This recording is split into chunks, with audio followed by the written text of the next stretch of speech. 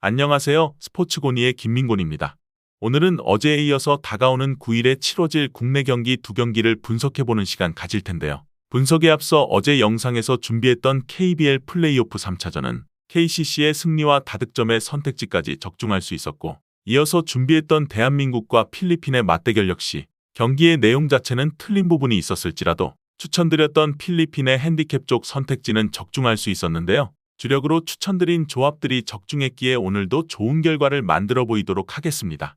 오늘 준비한 첫 번째 경기는 KBL 6강 플레이오프 3차전인 모비스와 KT의 맞대결, 두 번째 경기는 KBO 두산베어스와 하나이글스의 경기로 준비해 보았으며, 오늘도 좋은 조합을 준비해 보도록 할 테니 영상이 마음에 드셨다면 좋아요와 구독 한번 부탁드리면서 경기 분석 지금 바로 시작해 보도록 하겠습니다.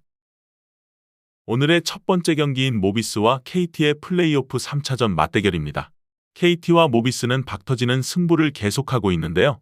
1차전에서 3점 차로 신승한 KT는 2차전에서 2점 차로 무릎을 꿇어야 했습니다. 허웅과 베스 그리고 하윤기가 모두 잘해줬음에도 불구하고 패배했는데요. 동료들의 지원 사격이 절대적으로 부족했고 팀의 전반적인 전술 수행에도 문제가 조금씩 보였으며 공격 효율 자체도 기대이하였던 KT입니다. 결국 템포 싸움에서도 모비스에게 밀리면서 4쿼터 초반 8점 차로 달아났을 때만 해도 승기를 잡는 듯 했으나 이후 알루마 봉쇄에 실패하면서 역전패를 기록하고 말았습니다.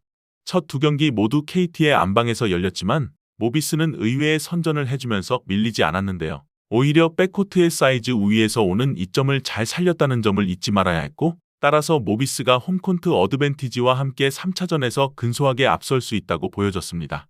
그보다 더 좋은 것은 승호패의 선택지라 할 수 있는데요. 양팀의 전략차가 그다지 크지 않은 상황임은 이미 지난번 두 차례의 맞대결에서 입증이 끝난 상황이라 볼 수 있었고, 심지어 맞대결에서 5차례나 연속 4점 차이 내의 접전을 벌인 두 팀입니다. 올 시즌 총 8차례 맞대결에서 6차례나 4점 차이 내에 승부를 했다는 점은 결코 간과할 수 없는 부분이며, 지난 1, 2차전과 마찬가지로 이번 3차전도 5점 차 안쪽에 승부에 베팅하는 것이 좋아 보이는 이유라고 할 수 있습니다.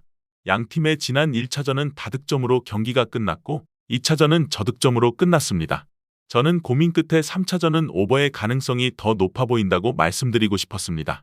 명확한 이유는 바로 두 팀이 맞붙었을 때 달리는 농구로 가게 되면 KT가 상당히 불리해진다는 것을 이미 확인했기 때문입니다.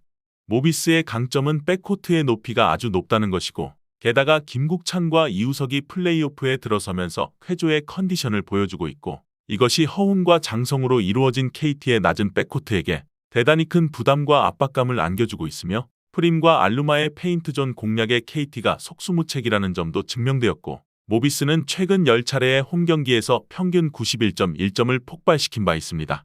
KT 역시 최근 10차례의 원정에서 평균 93점을 넣을 만큼 준수했던 득점 페이스의 양팀인 만큼 다득점의 선택지까지도 권장드릴 수 있는 매치라 할 수 있었습니다. 다음은 두산베어스와 하나이글스의 맞대결입니다. 두산은 김동주가 다시 한번 마운드에 오르게 되었습니다. 김동주는 지난 SSG 랜더스전에서 선발로 4.1이닝 3실점을 기록하고 마운드에서 물러났습니다. 첫 등판 때와는 달리 많은 안타를 맞지는 않았지만 투구수 조절에 실패하며 결국 5이닝을 채우지 못했는데요. 가장 인상적인 점은 결정구인 슬라이더의 피안타율이 1할 6푼 7리까지 떨어졌다는 점입니다. 여기에 지난 시즌 하나를 상대로 두 경기에 등판해 8.1이닝 2실점 2.16의 방어율을 기록했던 김동주인데요. 그러나 역시나 불펜이 제 역할을 해주지 못한 것이 변수라 할 수 있고, 결국 후반으로 갈수록 불펜 싸움에서 밀릴 가능성이 높은 두산이라 정리할 수 있었습니다. 하나는 리카르도 산체스가 마운드에 오르는데요. 지난 롯데전에서는 5.2이닝 무실점으로 완벽한 피칭을 펼쳤지만 득점 지원을 받지 못하며 노디 시전으로 끝이 났습니다. 두 경기 연속 몸에 맞는 볼을 내줬지만 8개의 삼진을 잡아내면서 엄청난 구위를 선보이고 있는 산체스입니다. 150km에 가까운 패스트볼을 비롯해 흘러나가는 슬라이더의 각이 상당히 예리한 모습이었는데요. 그러나 키움에게 스위패를 당하면서 연승의 기세가 한풀 꺾인 것이 문제라 할 수 있는 하나입니다. 그나마 노시환과 페라자의 타격감이 유지되고 있다는 점은 고무적이며, 아직까지는 하나의 우위를 보는 편이 맞다고 볼 수 있었고, 배당 역시 하나에게 일방적으로 쏠리는 모양새였는데요. 선발 투수의 맞대결도 분명 중요한 부분 중 하나라 할 수 있지만 불펜이 불안한 두산이 경기를 쉽게 내줄 가능성도 농후하며, 지난 시즌 김동주가 홈에서는 강했지만 하나의 타선도 달라진 만큼 대량 득점까지도 기대해볼 가치가 있어 보였으며 하나의 승리와 다득점의 선택지를 우선적으로 가져가시는 것을 추천드리면서 마무리해 보도록 하겠습니다. 오늘 준비한 경기 분석은 여기까지입니다. 추가적인 선수들의 부상 현황 및 복귀 현황은 커뮤니티와 댓글을 통해서 공지할 예정이며 보시는 분석이 여러분들의 결정에 조금이나마 도움이 되었다면 구독과 좋아요 한 번씩 부탁드리도록 하겠습니다.